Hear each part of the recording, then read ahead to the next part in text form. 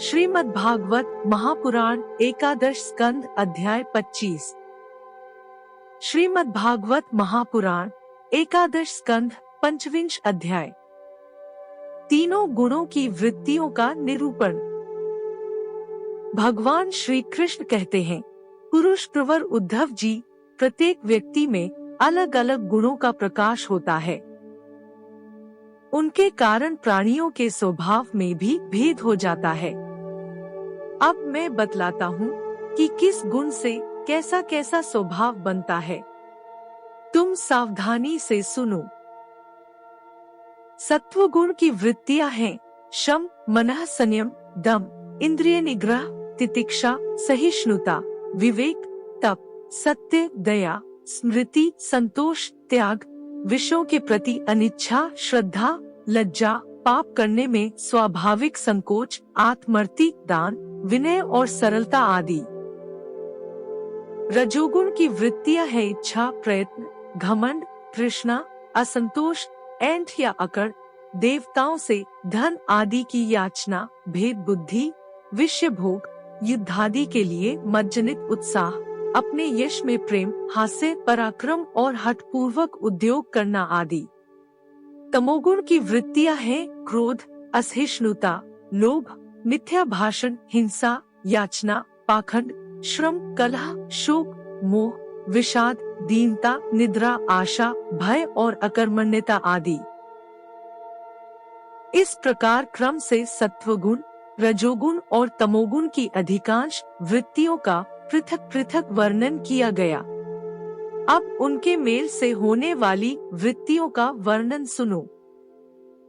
उद्धव जी, मैं हूँ और यह मेरा है, इस प्रकार की बुद्धि में तीनों गुणों का मिश्रण है। जिन मन, शब्दादि विषय, इंद्रिय और प्राणों के कारण पूर्वोक्त वृत्तियों का उदय होता है, वे सबके सब सात्विक, राजस और तामस हैं। जब मनुष्य धर्म, अर्थ और काम में संलग्न रहता है, तब उसे सत्वगुण से श्रद्धा, रजोगुण से रति और तमोगुण से धन की प्राप्ति होती है। यह भी गुणों का मिश्रण ही है।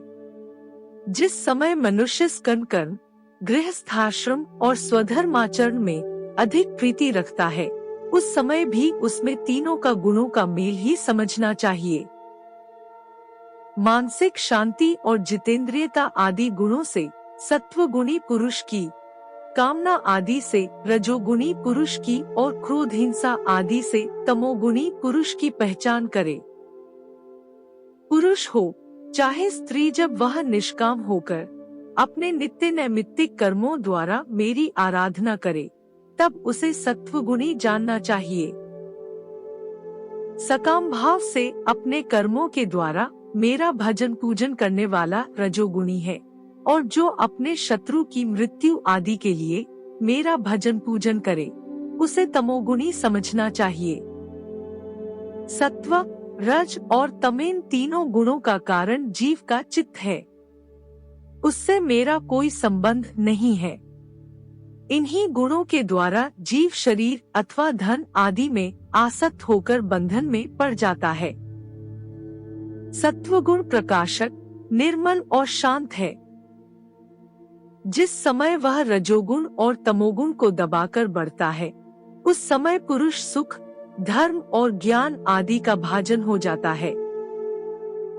रजोगुण भेद बुद्धि का कारण है। उसका स्वभाव है आसक्ति और प्रवृत्ति। जिस समय तमोगुण और सत्वगुण को दबाकर रजोगुण बढ़ता है, उस समय मनुष्य दुहक, कर्म, यश और लक्ष्मी से संपन्न होता है।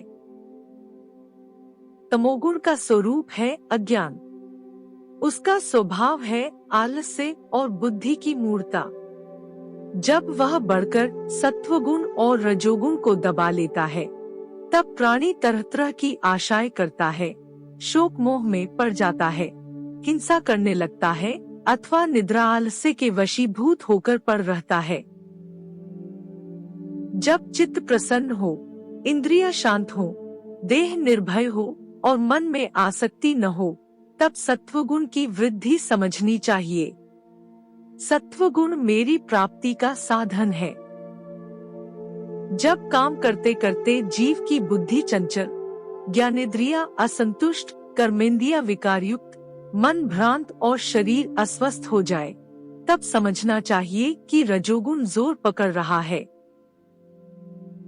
जब चित्त ज्ञानेंद्रियों के द्वारा शब्दादि विषयों को ठीक ठीक समझने में असमर्थ हो जाए और खिन्न होकर लीन होने लगे, मन सूना सा हो जाए तथा अज्ञान और विषाद की वृद्धि हो, तब समझना चाहिए कि तमोगुण वृद्धि पर है। उद्धव जी, सत्वगुण के बढ़ने पर देवताओं का, रजोगुण के बढ़ने पर असुरों का और तमोगुण के बढ़ने पर राक्षसों का बल बढ़ जाता है। वृत्तियों में भी क्रमशः सत्वादी गुणों की अधिकता होने पर देवत्व, असुरत्व और राक्षसत्व प्रधान निवृत्ति, प्रवृत्ति अथवा मोह की प्रधानता हो जाती है। सत्वगुण से जागृत अवस्था, रजोगुण से स्वप्नावस्था होती है। तुरीय इन तीनों में एक सा व्याप्त रहता है, वही शुद्ध और एकरस आत्मा है। वेदों के अभ्यास में तत्पर ब्राह्मण सत्वगुण के द्वारा उत्तरोत्तर ऊपर के लोकों में जाते हैं। तमोगुण से जीवों को वृक्षादि पर्यंत अधोगति प्राप्त होती है और रजोगुण से मनुष्य शरीर मिलता है। जिसकी मृत्यु सत्वगुणों की वृद्धि के समय होती है, उसे स्वर्ग की प्राप्ति होती है। जिसकी रजोगुण की वृद्धि के समय होती है, उसे मनुष्यलोक मिलता है, और जो तमोगुण की वृद्धि के समय मरता है, उसे नरक की प्राप्ति होती है। परंतु जो पुरुष त्रिगुणातीत जीवन मुक्त हो गए हैं, उन्हें मेरी ही प्राप्ति होती है। जब अपने धर्म का आचरण मुझे समर्पित करके अथवा निष्काम भाव से किया जाता है, तब वह सात्विक होता है। जिस कर्म के अनुष्ठान में किसी फल की कामना रहती है, वह राजसिक होता है, और जिस कर्म में किसी को सताने अथवा दिखाने आदि का भाव रहता है, वह तामसिक होता है। शुद्ध आत्मा का ज्ञान सात्विक है। उसको कर्ता भोक्ता समझना राजस ज्ञान है, और उसे शरीर समझना तो सर्वथा तामसिक है। इन तीनों से विलक्षण मेरे स्वरूप का वास्तविक ज्ञान निर्गुण ज्ञान है। वन में रहना सात्विक निवास है, गांव में रहना राजस है, और जुआघर में रहना तामसिक है। इन सबसे बढ़कर मेरे मंदिर में रहना निर्गुण निवास है। अनासक्त भाव से कर्म करने वाला सात्विक है, रागांध होकर कर्म करने वाला राजसिक है, और पूर्वा पर विचार से रहित होकर करने वाला तामसिक है। इनके अतिरिक्त जो पुरुष केवल मेरी शरण में रहकर बिना अहंकार के कर्म करता है, वह निर्गुण करता है। आत्मज्ञान विषयक श्रद्धा सात्विक श्रद्धा है, कर्म विषयक श्रद्धा राजस है, और जो श्रद्धा अधर्म में होती है, वह तामस है, तथा मेरी सेवा में जो श्रद्धा है, वह निर्गुण श्रद्धा है। आरोग्यदायक, पवित्र और अनायास प्राप्त भोजन सात्विक है। रसनेंद्रिय को रुचिकर और स्वाद की दृष्टि से युक्त आहार राजस है, तथा दुखदायी और अपवित्र आहार तामस है। अंतर्मुखता से आत्मचिंतन से प्राप्त होने वाला सुख सात्विक है। बहिर्मुखता से विषयों से प्राप्त होने वाला राजस है, तथा अज्ञान और दीनता से प्राप्त होने वाला सुख तामस है, और जो सुख मुझसे मिलता है, वह तो गुणातीत और अपराकृत है। उद्धव जी, द्रव्य, वस्तु, देश, स्थान, फल, काल, ज्ञान, कर्म, कर्ता, श्रद्धा, अवस्था, देव, मनुष्य, तिर्गादि शरीर और निष्ठास भी त्रिगुणात्मक हैं। नर रत्न, पुरुष और प्रकृति के आश्रित जितने भी भाव हैं, सभी गुणमय हैं। वे चाहे नेत्रादि इंद्रियों से अनुभव किए हुए हों, शास्त्रों के द्वारा लोकांतरों के संबंध में सुने गए हों, अथवा बुद्धि के द्वारा सोचे विचारे गए हों। जीव को जितनी भी योनियां अथवा गतियां प्राप्त होती हैं, वे सब उनके गुणों और कर्मों के अनुसार ही होती हैं। हे सौम्य, सबके सब गुण चित्त से ही संबंध रखते हैं, इसलिए जीव उन्हें अनायास ही जीत सकता है। जो जीव उन पर विजय प्राप्त कर लेता है, वह भक्ति योग के द्वारा मुझ में ही परिनिष्ठ हो जाता है और अंततः मेरा वास्तविक स्वरूप, जिसे मोक्ष भी कहते हैं, प्राप्त कर लेता है। यह मनुष्य शरीर बहुत दुर्लभ है। इसी शरीर में तत्व ज्ञान और उसमें निष्ठारूप विज्ञान की प्राप्ति संभव है।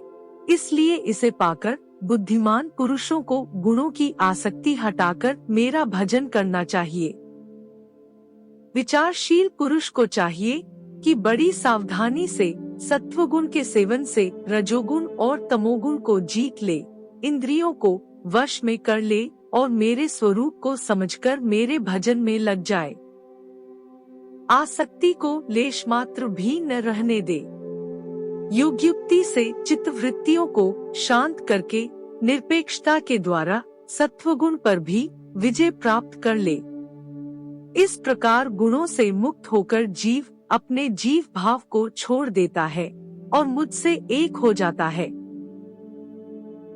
जीवलिंग शरीर रूप अपनी उपाधि जीवत्व से तथा अंतःकरण में उदय होने वाली सात्वादी गुणों की वृत्तियों से मुक्त होकर मुझ ब्रह्मा की अनुभूति से एकत्व दर्शन से पूर्ण हो जाता है और वह फिर बाह्य अथवा आंतरिक किसी भी विषय में नहीं जाता।